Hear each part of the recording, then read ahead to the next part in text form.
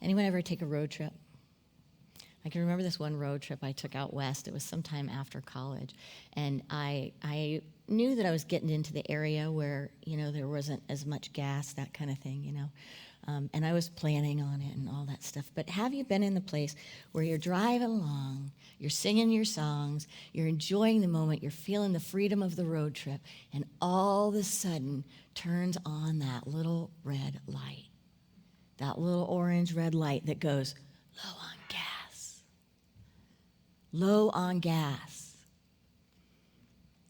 What happens when we see that symbol, low on gas? What do? Tighten up a little, maybe?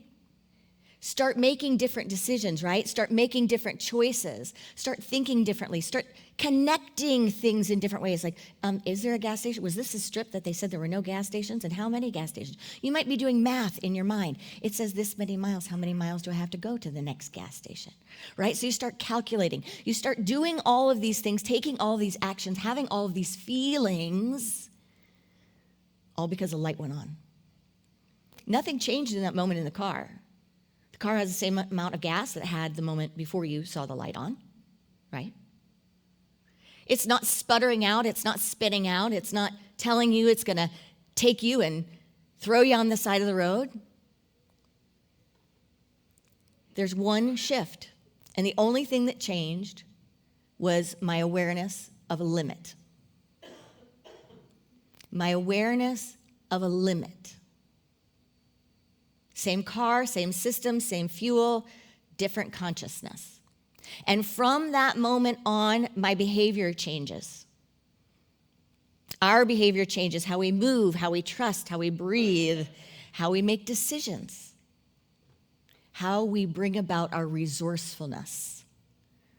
I think a lot of us are living with that light on in places that we don't even realize it. Not because we're actually empty, but because we've become aware of a limit. And we've let that awareness drive the car. We've let the awareness of a limitation, even known or unknown to us, but drive the car, drive the vehicle. We're in the middle of a series based on Eric Butterworth's book, Spiritual Economics. And you can thank Reverend Brenda if you read the wrong chapter today, because she likes mixing up orders. So we're on chapter 9, which is called the Money Enigma, because it flowed better. So when we look at this chapter, when we look at what is money, what is the enigma of money? I mean, what is this thing? It gets a lot of attention, doesn't it? Lots of feelings around money, right? A lot of attention, lots of feelings. Ask yourself this: what do you let money get in the way of? What do you let money get in the way of? What power does money hold in your life? How does money influence your choices, your feelings, your actions? How does money change you? Or does it? Eric Butterworth said, "You are always as rich as you think you are, and the only poverty is of the mind."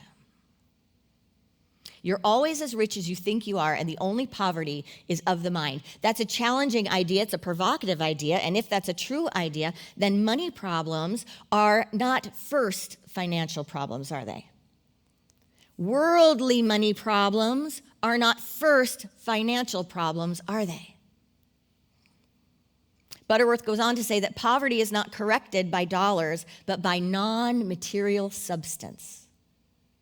Saying that money doesn't cause poverty and it doesn't heal poverty. It reveals the consciousness that is already at work behind the money. I was once a leader of summer camps at the Association for Research and Enlightenment. I would take teenagers out for these 2-week hikes into the Appalachian Mountains. And we had little different roles, and you split up with your groups, and my group got the water run. So one group starts cooking, one group starts setting up the tent, and the other group goes to get the water. My group was going to get the water. And I went with a few teenagers, and our topographical maps. And we get the map, and I'm the leader there with the map, and we got to go through the bush to find the water. We got to bring the water back to everyone so we could cook food and we could have water. And we walked around for about 45 minutes. And after about 45 minutes, we come to this spot. And one of the young men says, "Isn't this where we started?" And I looked at the map and I looked at him and I was like,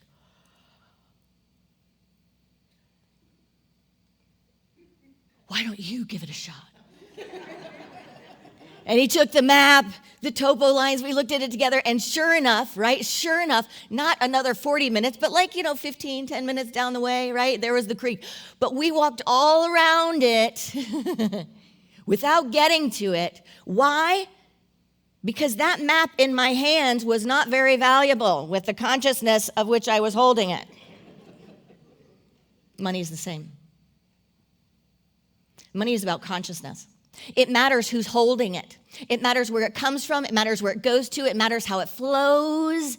It is not all the things we think it is. It is not all the things we say it is. We give it far too much power. What it is a reflection of consciousness. That's what it is. It reveals to us our limitations. It reveals to us our confidences. It reveals to us our sense of safety. It reveals to us all these things, that where should all those things be? In money, in God, in the practice, in consciousness. We've all heard that saying, the root of evil is money, right? Money is the root of all evil. Who believes it? Is money neutral or is it evil? This day and age, you know that little statistics of if you took it's like something like one of the billion trillionaires, and you could just feed everybody, everyone would have enough. If you just one of them was like, "Hey, let's do this." They say what makes people happiest and unhappiest more than anything else is whether they're getting or losing money. But is that true happiness? It sure is a mind game, isn't it? People commit suicide over money. People lose friendships over money. People either draw up respect or lose respect over money. People marry for money. People marry for someone not having money. It all depends. Would you marry someone if they had $5 million? Would you be like, "Yes, I'll marry you"? Someone may say, "Yeah, that sounds like easy, doesn't matter, nothing else, that's cool, let's just do it."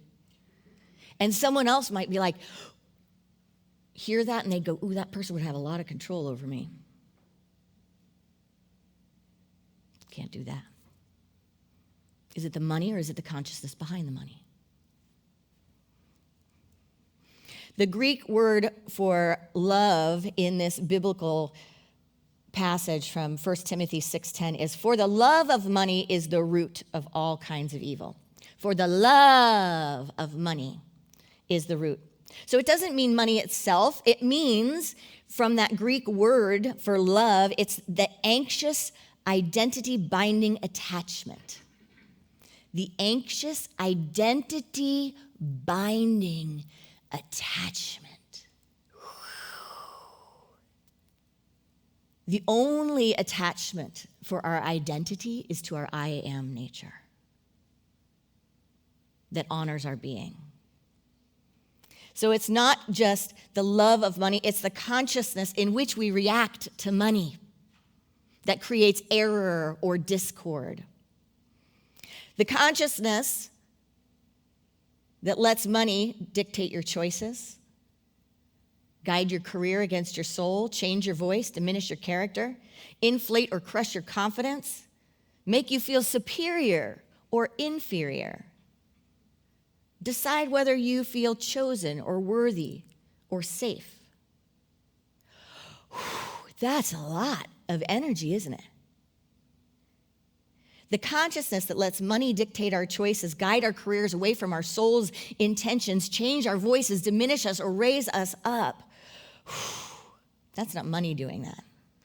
That's consciousness and outsourcing our power to a symbol of exchange. The darkness doesn't come from money. It comes from outsourcing the power. Eric Butterworth talks about money, and when money carries the consciousness of insufficiency. How does that feel? Just feel it, insufficiency. How does it feel? Ugh. Like, how would you feel if someone put $1 million in your bank account today? How would you feel if someone took every last penny you had out today? I mean, can you feel that, right? How do you feel about what's going on in the world? How do we feel about it when we look at it? How we do life on this planet. Co-creating a world that works for all, or a world that works for money, or a world that works for some.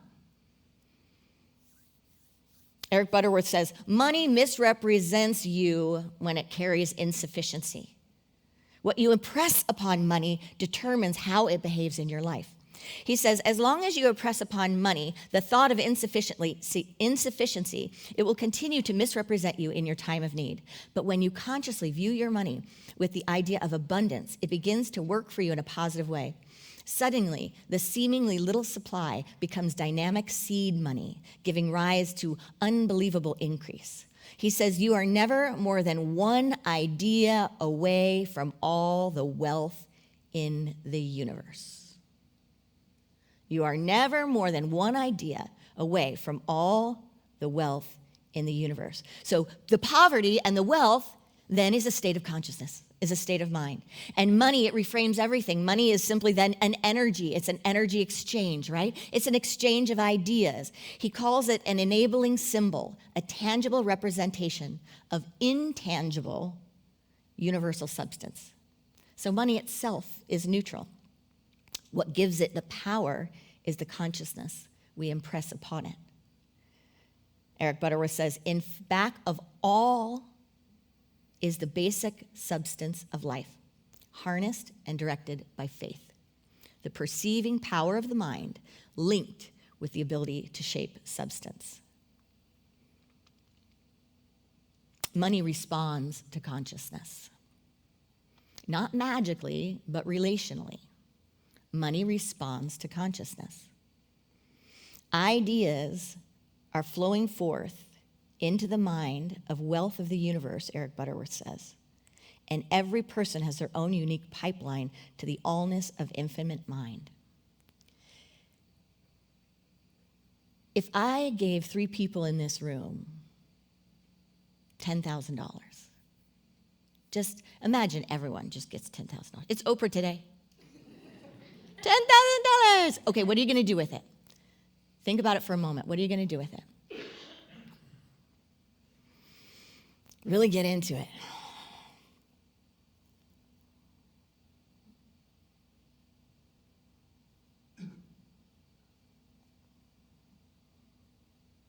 You got it? Okay. So, think about what one person would do with it. Who wants to share? What are you going to do with your 10? A trip. We're going with you. All right. Now, same dollar, same bill, right? Someone else. Yeah. Pay off debt. Okay. Invest it. Great span. Take a trip, pay off debt, invest it. Same bill, same number, same amount, completely different life that money is going to have. Completely different purpose, completely different life. The difference isn't the money, it's the consciousness holding it, yeah? So what I would do with mine, what you would do with yours is not in the value of the bill, it's in the value of the consciousness of the one using it, like me with the map. So then where is the work? Is it in the money? Is it in getting more maps? Give me more maps, give me more maps, give me more maps. I can't read a topo map.